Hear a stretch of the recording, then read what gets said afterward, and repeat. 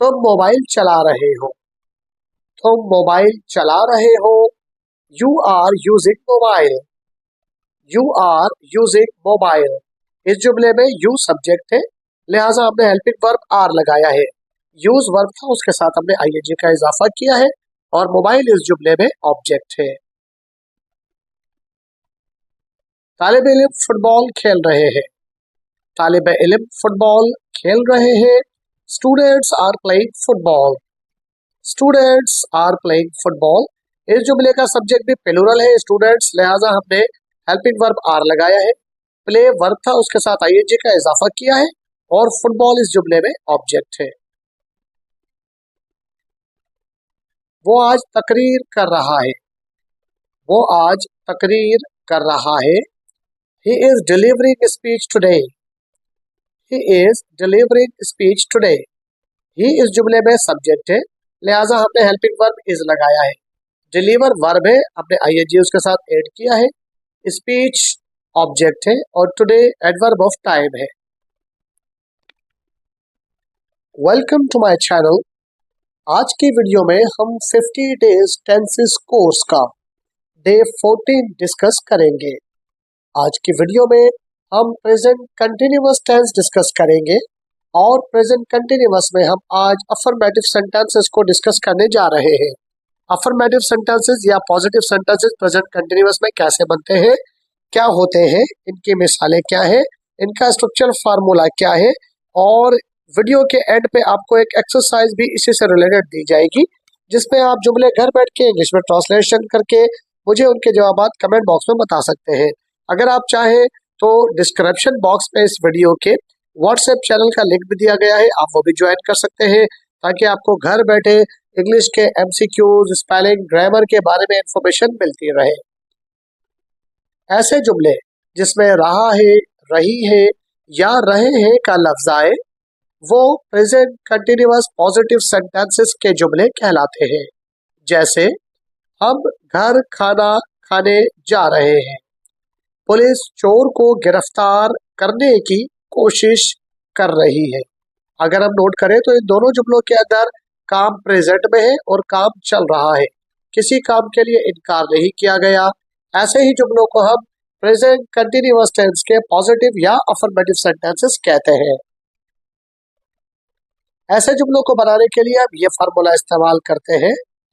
जुमले में सबसे पहले सब्जेक्ट आएगा, फिर हेल्पिंग वर्ब इज आएगा, वर्ब के साथ आईएनजी आएगा और उसके बाद ऑब्जेक्ट आएगा। ऐसे जुमले जिनका सब्जेक्ट सिंगुलर हो उसके साथ हम हेल्पिंग वर्ब इज लगाते हैं।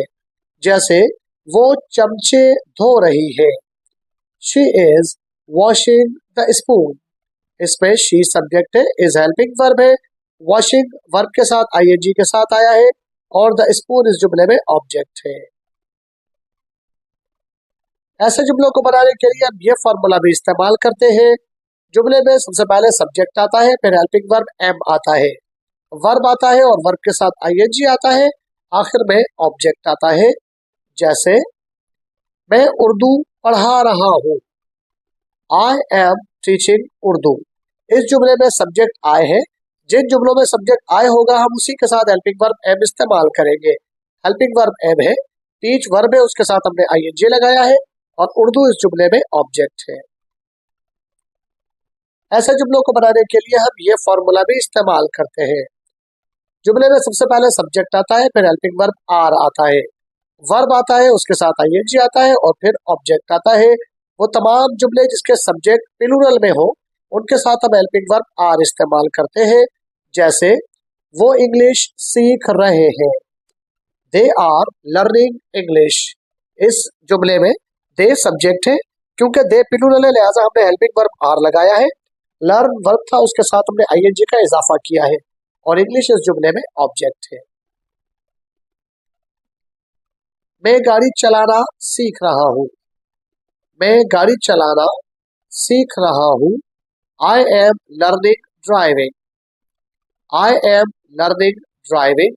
इस जुमले में आई सब्जेक्ट है लिहाजा हमने हेल्पिंग वर्ब एम लगाया है। लर्न वर्ब है, उसके साथ हमने आईएनजी का इजाफा किया है और ड्राइविंग इस जुमले में ऑब्जेक्ट है। बच्चे चौक से लिख रहे हैं। बच्चे चौक से लिख रहे हैं। Children are writing with chalk.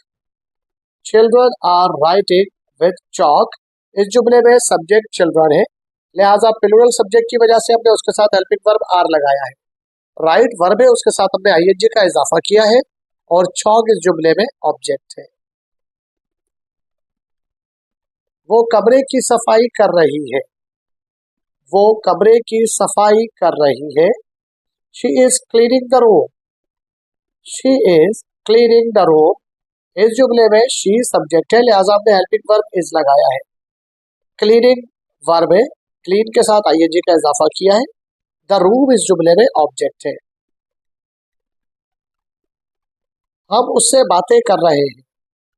हम उससे बातें कर रहे हैं। We are talking to him. We are talking to him. इस जुमले में वी सब्जेक्ट है, आर हेल्पिंग वर्ब है, टॉक वर्ब है, उसके साथ हमने आईएनजी का इजाफा किया है। हिम इस जुमले में ऑब्जेक्ट है। वो गाना गा रही है। वो गाना गा रही है। She is singing a song. She is singing a song. इस जुमले में शी सब्जेक्ट है, लिहाजा हमने हेल्पिंग वर्ब इज लगाया है। सिंग वर्ब है, हमने उसके साथ आईएनजी का इजाफा किया है। अ सॉन्ग इस जुमले में ऑब्जेक्ट है।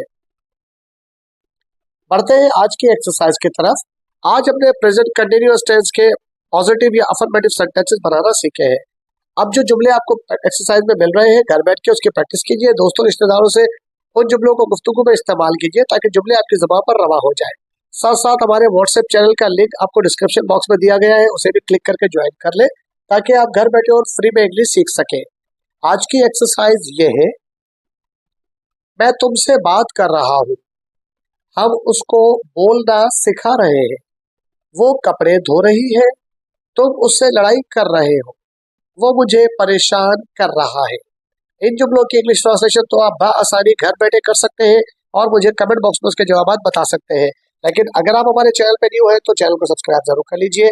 अगर ऑलरेडी सब्सक्राइबर है तो वीडियो को लाइक करके दोस्तों में शेयर करना मत भूलिए ताकि वो तमाम स्टूडेंट्स जो घर बैठे फ्री में इंग्लिश सीखना चाहते हैं उनका भी इस वीडियो से फायदा हो सके।